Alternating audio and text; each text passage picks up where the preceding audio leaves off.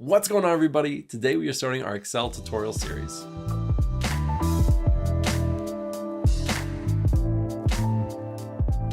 Now there are so many things that you can do in Excel, so I don't know how long the series is going to be. It could be 15 or even 20 videos. But what I do know is that I'm going to be covering just about every single thing that I've used since I became a data analyst, and I want to show you how to do it. So it won't just be the more concrete things, like pivot tables, charts, VLOOKUPs, things like that. It'll also be some of the more nuanced things like how to deal with missing data or how to deal with dirty data and how to clean that up within Excel. And so those are things that you may not be able to do, if somebody wasn't showing you how to do it. And so that's what I'm going to try to help you, because I know that that is something that you will need to do or learn how to do in Excel. Now, before we get into it, I want to give a huge shout out to the sponsor of this Excel series, and that is Udemy. I took so many Excel courses on Udemy when I was first starting out as a data analyst.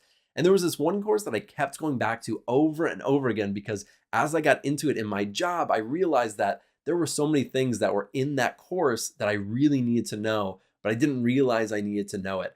And so I'm going to put the links to those courses in the description in case you want to take those. Again, huge shout out to Udemy. Without further ado, let's jump onto my screen and get started with our very first Excel tutorial. All right, so I'm going to go ahead and get rid of myself. We are going to be looking at something absolutely pivotal in your data analytics career, and that is pivot tables. And I think that's really appropriate. It is probably one of the most commonly used things I think that data analysts use to convey information in Excel.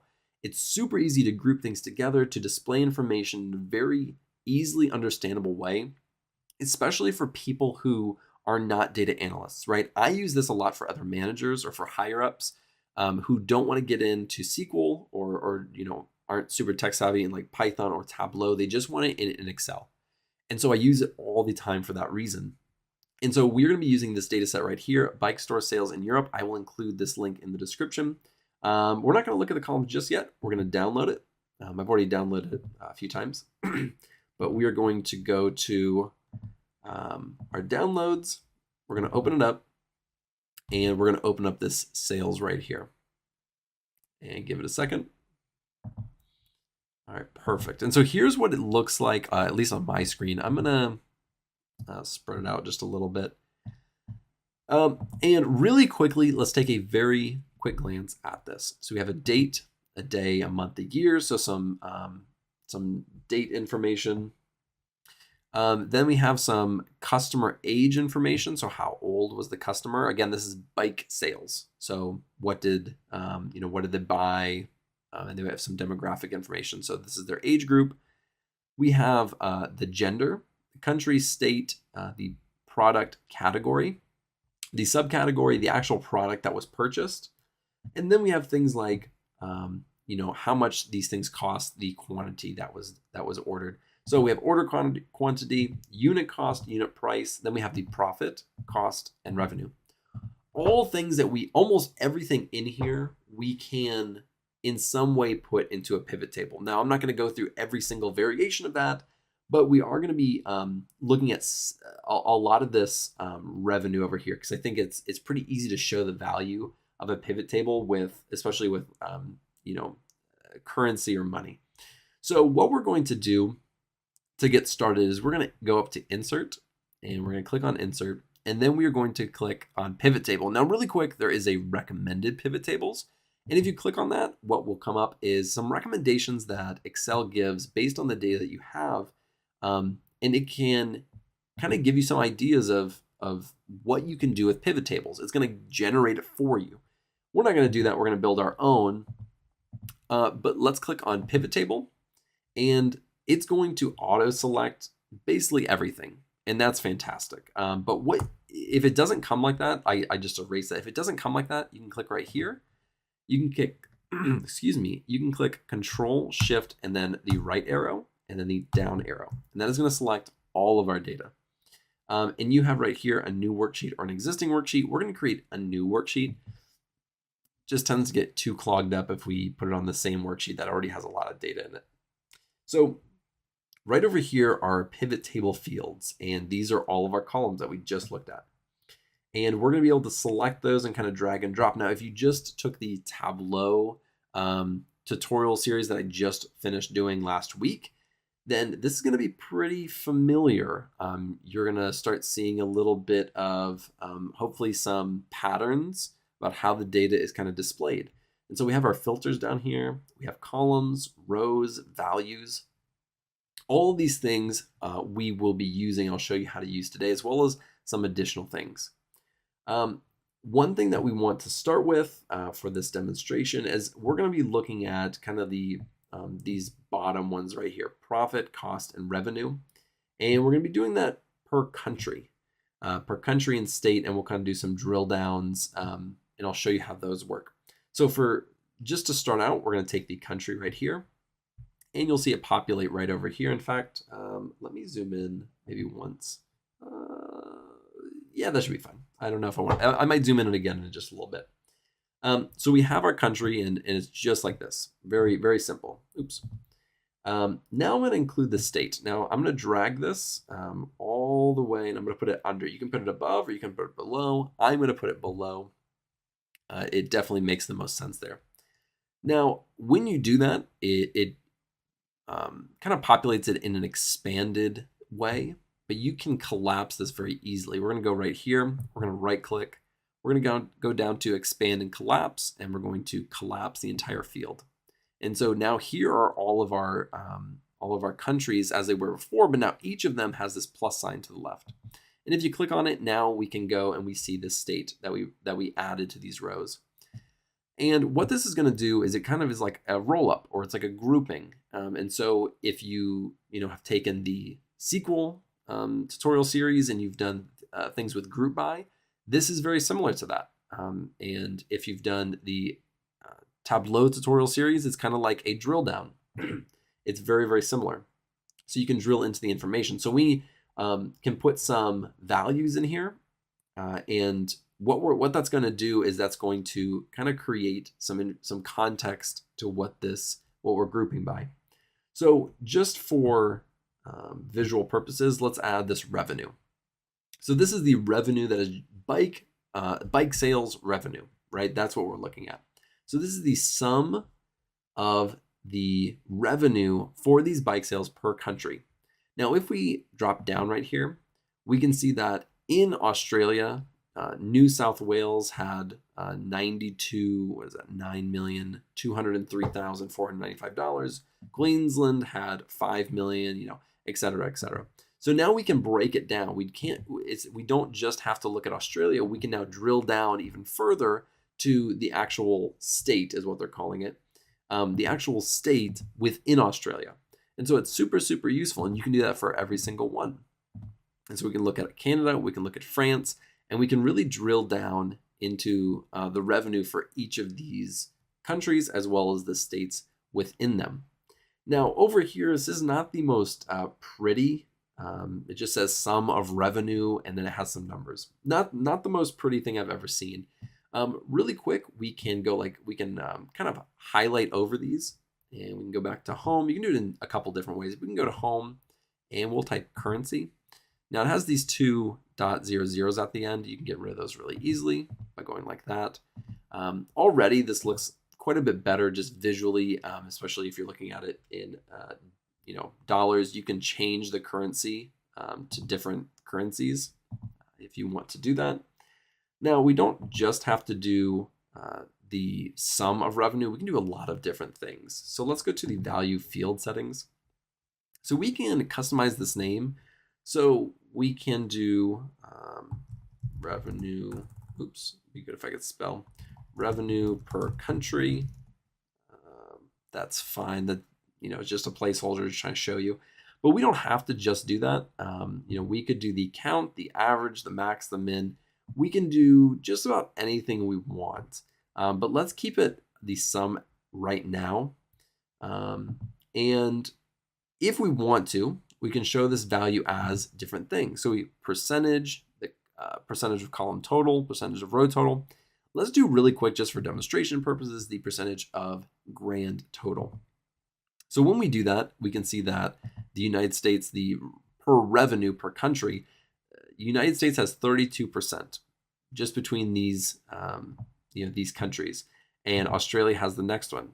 So, it might be kind of hard to glance at this really quickly to know who has the highest. But what we can do is we can go right here and we can go to sort and we can do largest to smallest. And there we have the United States on top. Now, when you do it right here, it's not sorted largest to smallest. You'd have to go in again, click sort and do largest to smallest. And so now we can see that California has the biggest percentage. They're pulling in 20% of that 32% of revenue. So I'm just going to click Control Z a few times and get us back to where we just were. And what I want to do is I want to show you a few different things pretty quickly. So we want to pull in this profit and this cost. And so I'm going to pull in this cost next. And then I'm going to pull in this profit. Again, I'm going to change the currency on this. And I'm not going to change the names right now, but you absolutely can do that. Now the revenue is how much is actually being sold. So for the United States, it was 27 million. Now the cost is how much did it cost to manufacture or store or distribute all of these products. So that was 60 million. And the profit is actually how much money is being made. At the end of the day, after all of their costs, after all their employee costs, after everything, the United States is still making $11 million. Now, you might look at this and you might say, well, I can kind of glance at it and know that this profit is correct based off these two numbers. But we can do a calculated field. If you remember what calculated fields are, that's something from Tableau, basically the exact same thing. And so we can create an additional column right here that is a calculated field that can add and subtract these things to make sure that our numbers are adding up correctly.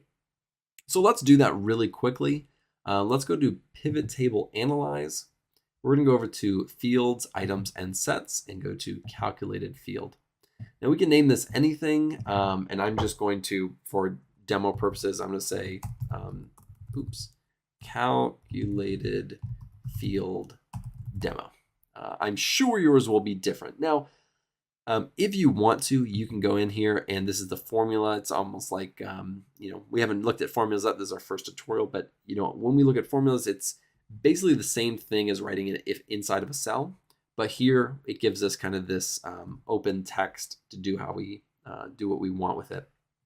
Now, what we're going to do is we're going to do revenue. I'm going to insert that. I'm going to get rid of this. I'm going to do revenue. And so that's the very large number. And then we're going to subtract. And we're going to subtract our cost. I'm going to insert that. And let's do this and click OK. So this is our calculated field demo column that we just created. And as you can see, it matches our sum of profit column exactly. And that's exactly what we want to see. We want to kind of check to make sure that this revenue and cost fields are generating the correct profit. And sometimes those are off. And so it's really good to kind of check those and have that additional column. You probably wouldn't have this if you were going to submit this to somebody. Just so you know, now that this is an actual column, you can't go here and do something like cut and paste it over here. That's not, it won't let you do that. What it is now an actual column. And so we can go and remove that and we can add it back at any moment. So if we want to go back and add that, add that down here, we can do that because we've created that column. It's now permanently there unless we go and delete all of that data.